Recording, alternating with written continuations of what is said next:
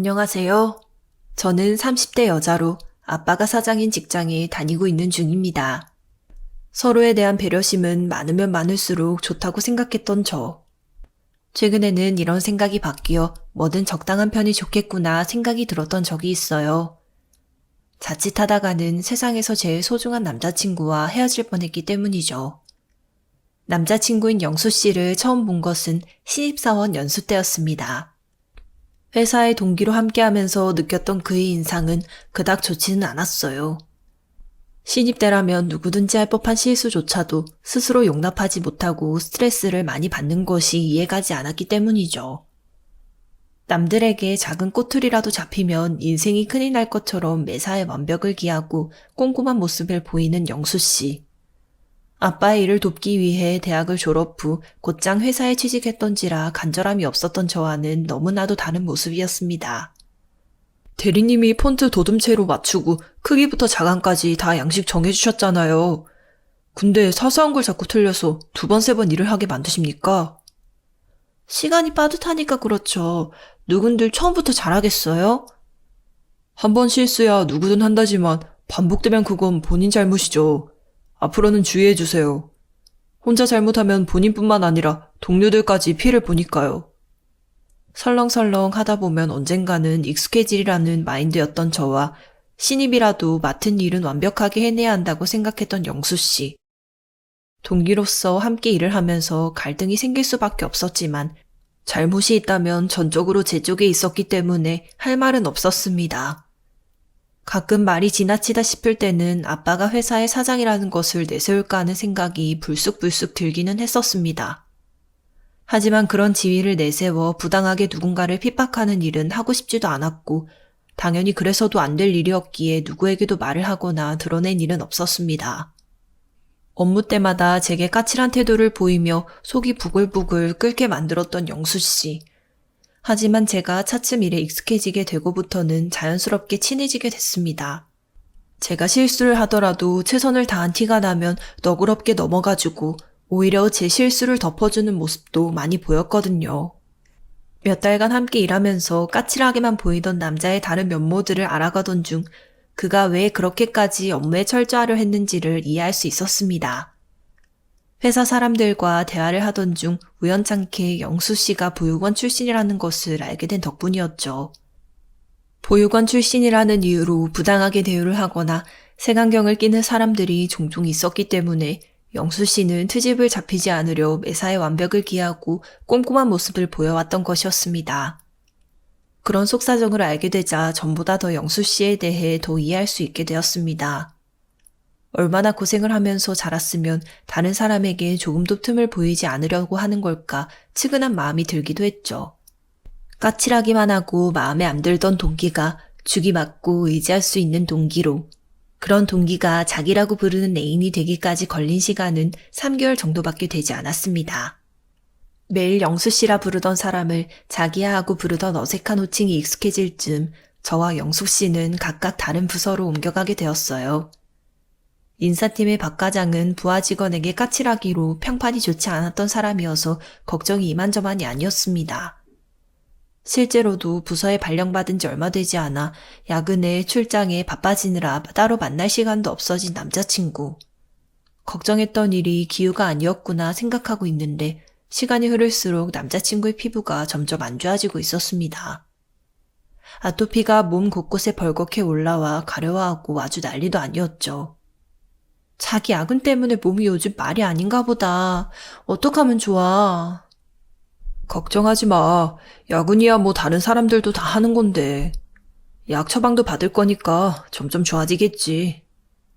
혹시 자기 빵이나 튀김 같은 거 요즘 많이 먹은 거 아니야? 밀가루 먹으면 아토피 심해지고 그런다며. 박 과장님이 억지로 먹게 하는 거 아니지?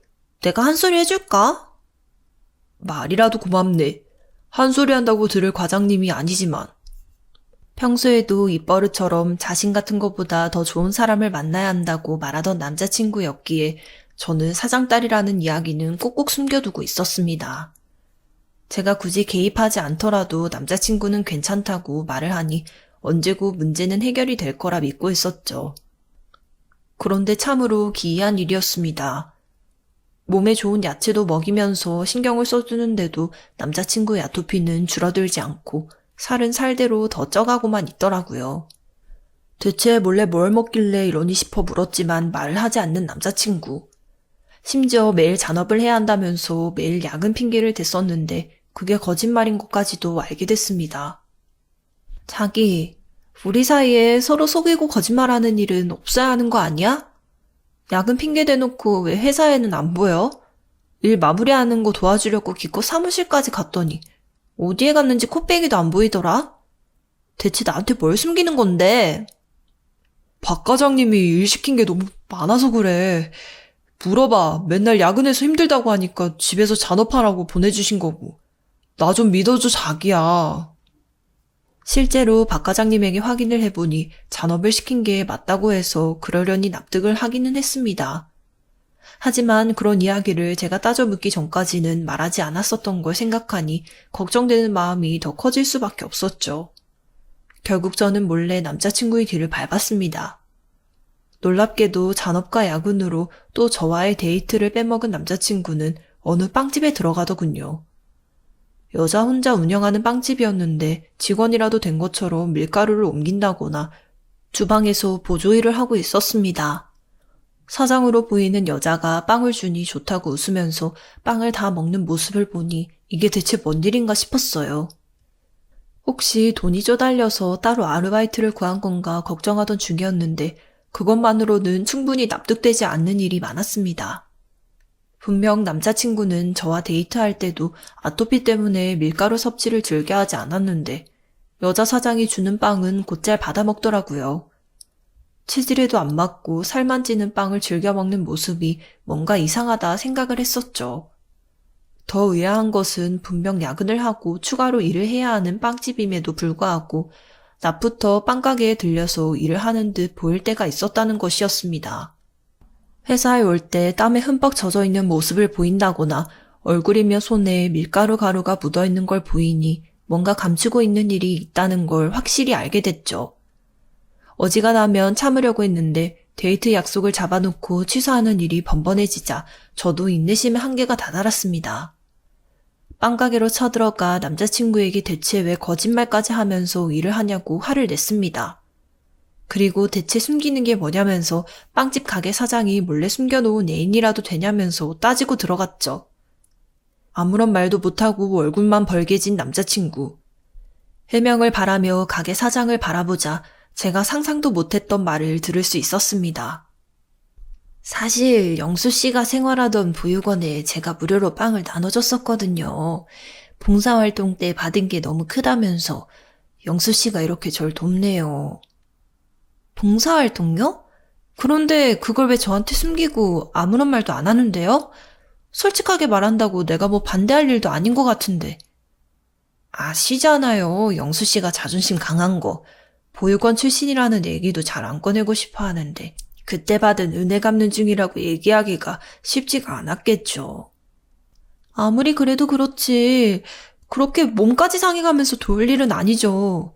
사장님도 도움받는 걸 왜 당연하게 여기세요? 제가 몸이 좋지 않아서 영수 씨 도움이 좀 많이 필요하네요. 또 제가 말한다고 관둘 영수 씨 고집도 아니고요. 저는 여사장의 해명만으로는 납득이 되지 않았습니다. 남자친구에게 이 말이 진심이냐는 눈빛으로 쏘아보자 고개를 끄덕이더군요.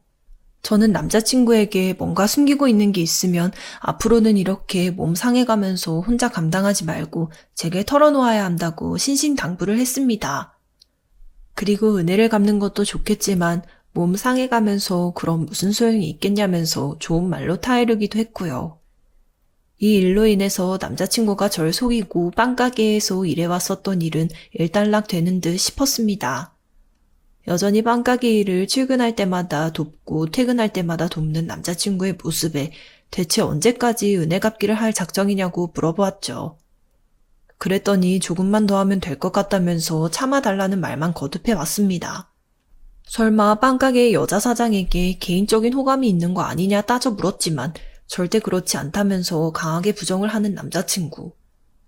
어쩌면 두 사람이 말을 맞춰서 절 기만하고 있을지도 모른다는 생각이 들더군요. 남자친구가 과로 때문에 아파 골골거리며 병가를 냈던 날, 저는 빵가게에 찾아가 단도직입적으로 물어보려 마음을 먹게 됐습니다. 두 사람이 정말 연인 관계냐 아니냐를 따져 묻고 맞다고 하면 마음 아프겠지만 깔끔하게 떠나줄 생각으로요. 그런 마음을 품고 찾아간 빵가게에 여주인이 보이지 않았습니다. 소리를 불러도 들리지 않는지 대답이 없어 설마 혼자 일을 하다 쓰러지기라도 했나 싶어 주방으로 달려갔더니 웬걸 어떤 남자와 정신없이 뽀뽀를 하고 있더군요. 그 남자의 정체는 놀랍게도 회사의 상사인 박 과장이었습니다. 이게 무슨 일인가 싶어 영문을 모른 채 서 있는데 제가 내는 인기척을 알아차린 박 과장과 여사장이 기겁을 하면서 떨어지더라고요. 놀라는 두 사람에게 대체 무슨 관계인지 물어봤더니 부부 사이라는 것을 밝히는 과장과 여사장. 우연이라고 하기에는 뭔가 공교로운 감은 있었지만 당시 저로서는 무슨 일인지 짐작조차 할 수가 없었습니다. 일단 박 과장님을 슬쩍 불러내어 여사장이 허튼 수작을 하지 않도록 단속을 하라 주의를 드리기로 생각했죠. 박 과장님, 솔직하게 말씀드릴게요. 저 영수 씨랑 사귀게 됐는데 영수 씨가 보육원에서 받은 은혜 갚겠다고 매일같이 빵집에 방문하거든요. 그런데 영수 씨도 그렇고 여사장님도 그렇고 남보는 눈이라는 게 있는데 밤늦게까지 같이 주방에서 일하는 건 좀 걱정이 돼서요. 남들 시선 생각해서라도 과장님이 둘 다 자제시키는 건 어떨까 싶네요. 나야 뭐 회사에서나 큰소리 치지. 여기서는 어찌할 힘 없는 사람인 거 알잖아. 두 사람 고집이 워낙 세다 보니 나도 뭐 딱히 할 말이 없네. 영수 씨 전에 야근한다고 거짓말하고 빵집 일 도왔었거든요. 혹시 과장님이 그거 알고 말 맞추신 거 아니에요? 영수 씨가 하도 신신당부를 해서 앞으로는 내가 두 사람한테 주의 줄 테니까 너무 걱정하지 마. 부인을 잘 단속하겠다고 하니 문제는 없겠다 생각하며 안심을 했었던 저. 하지만 남자친구는 여전히 출근 전 빵가게, 퇴근 후 빵가게였습니다. 이렇게까지 하는 이유가 뭐냐는 말에 은혜 갚기라는 말 외에는 대답하지 않는 남자친구가 이해가지 않았습니다. 심지어 밀가루로 매일 배앓이를 하면서도 빵가게에 가는 것은 틀림없이 여사장에게 호감이 있기 때문이라 생각이 들었습니다. 심지어 200일 날 저와 약속을 잡아놓고서는 또 야근을 핑계로 데이트 약속을 취소하는 남자친구. 자기야, 200일인데도 설마 또 야근이라고? 며칠 전만 해도 분명히 약속 지킬 수 있다며. 회사 일이 바쁜데 어떡하겠어. 조금만 더 참자, 조금만. 응? 설마 또 빵가게 일 도우러 가는 거 아니지? 그럼 나 진짜 화낸다. 내가 거짓말까지 하면서 거길 도울 이유가 없잖아. 믿어주라, 자기야. 믿어달라고 했지만 믿을 수가 없었던 저는 다시 빵가게에 들렀습니다. 아니나 다를까 다시 주방에서 또 히히덕거리는 소리가 들려 들어가 보니 빵을 먹고 있는 남자친구가 보이더군요. 자기 정말 실망이다. 이번에는 거짓말 아니라며. 근데 또 거짓말이네? 대체 언제까지 날 기만할 건데? 이럴 거면 차라리 헤어지자고 해. 일단 진정해. 내가 다 설명할 테니까. 나가자. 내가 왜 나가? 못 나가. 지금 다 설명하기 전까지는 절대 못 나가. 다 큰 성인이 남의 가게에서 무슨 행패예요. 경찰 부르기 전에 나가세요. 경찰? 지금 남편 있는 유부녀가 애인 있는 남자 꼬셔놓고 그게 할 말이에요? 남편 보기 부끄럽지도 않으세요? 뭐가 어쩌고 어째? 이게 어디서 남편을 들먹여? 회사 말단 주제.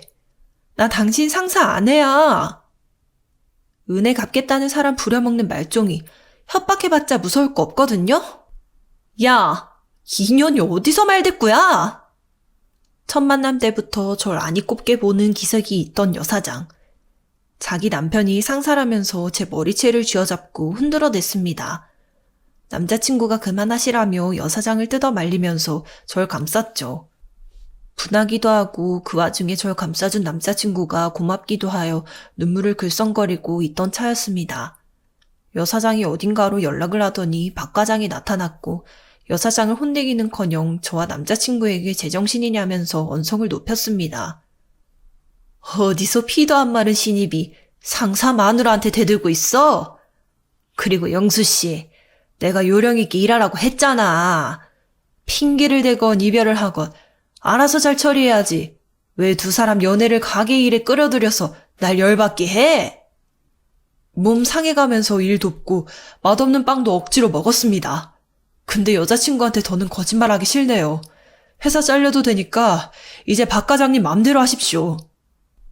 호, 보육원 출신인 걸로 인사과에 불이익 줘도 할 말 없다 이거네. 영수씨, 감당되겠어? 아직 정규직도 되지 못했는데? 그동안 저라고 등신처럼 당하고만 있었겠습니까? 죽어도 박 과장님하고 같이 죽어야죠. 이제까지 저한테 했던 폭언들이며 협박들 죄다 녹음해두고 있었으니 한번 누가 더 많이 읽나 보자고요. 뭐? 야, 너 지금 누구 마음대로 대화를 녹음했다는 거야? 너 이거 불법이야, 이 자식아. 콩밥 먹기 싫으면 그거 당장 내놔. 이거 왜 이러세요? 놓으세요! 달려드는 박 과장을 밀친 남자친구는 저와 함께 가게를 벗어났습니다. 허겁지겁 벗어나는 남자친구를 멈춰 세우고 대체 이게 무슨 소리냐고 물었죠. 진상은 참으로 기가 막힌 것이었습니다. 알고 보니 인사과의 박 과장은 남자친구가 보육원 출신이라는 것을 알고 이에 대해서 꾸준히 비난하고 색안경을 낀 채 대해왔더군요. 보육원 출신은 의지력도 약하고 지시에도 잘 따르지 않는 방골기질을 가지고 있을 거라는 말도 안 되는 헛소리로 남자친구를 괴롭혀 왔었습니다. 신뢰할 수 있게끔 행동으로 보이란 말과 함께 야금야금 자신의 일을 떠맡기는 것은 물론 빵가게의 일까지 돕게 했던 것이었죠. 정규직 채용도 걸려있다고 하고 자기 인사고과까지 안 좋게 한다고 하니 참을 수밖에 없었어. 근데 나 잘릴 때 잘리더라도 혼자 죽진 않을 거야.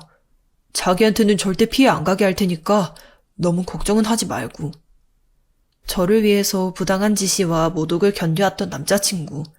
이런 사람을 오랫동안 오해해왔던 스스로를 돌이켜보니 눈물이 왈칵 흘렀습니다. 왜 그런 사실들을 혼자 감추고 있었냐고 화를 내니까 자신의 약한 모습을 드러내는 게 창피해서라며 머쓱하게 웃더라고요. 걱정 마. 자기가 걱정하는 것보다 훨씬 더 잘 풀릴 거니까. 응원해줘서 고마워. 말만으로도 큰 도움이 된다. 아니, 말만으로가 아니라 실질적으로도 도움되게 할 거야. 아빠가 이 회사 사장이니까. 백 쓰는 건 안 좋아하지만 박 과장 치우는 데는 꼭 써먹어야지. 제가 회사 사장 딸이라는 것을 밝히자 남자친구는 놀란 와중에 농담을 하더군요. 어째 회사를 너무 설렁설렁 다닌다 싶었더니 사장님 딸이라면 설명이 된다면서요. 결국 박 과장의 권력 남용과 부당한 착취는 회사에 알려지게 되었습니다. 남자친구가 수집해왔던 증거며 사장 딸인 저까지 증인으로 나서니 박 과장이 부인을 해봤자였죠. 그 과정에서 회사 위품을 알게 모르게 횡령한 것부터 권력을 이용해 부하들에게 빵가게를 이용하도록 강요했던 것까지 알려져 회사에서 잘리게 된 박 과장. 남자친구의 노동력을 착취하고 협박해온 것에 대해서도 모조리 보상을 물게 됐습니다. 서로를 배려하느라 더 원만하게 해결할 수 있었던 문제로 고생했던 저희 두 사람은 그 뒤부터는 사소한 것이라도 함께 공유하면서 대화를 자주 나누고 있습니다. 부모님의 허락을 받아 결혼식을 앞두고 있기 때문에 남자친구였던 영수 씨는 이제 곧 저의 남편이 될 예정입니다. 앞으로도 크고 작은 다툼들이 있을지 모르겠지만 서로 사랑하는 마음만 변치 않는다면 어떤 어려움도 극복할 수 있으리라 믿고 있어요. 사연 끝까지 들어주셔서 감사합니다.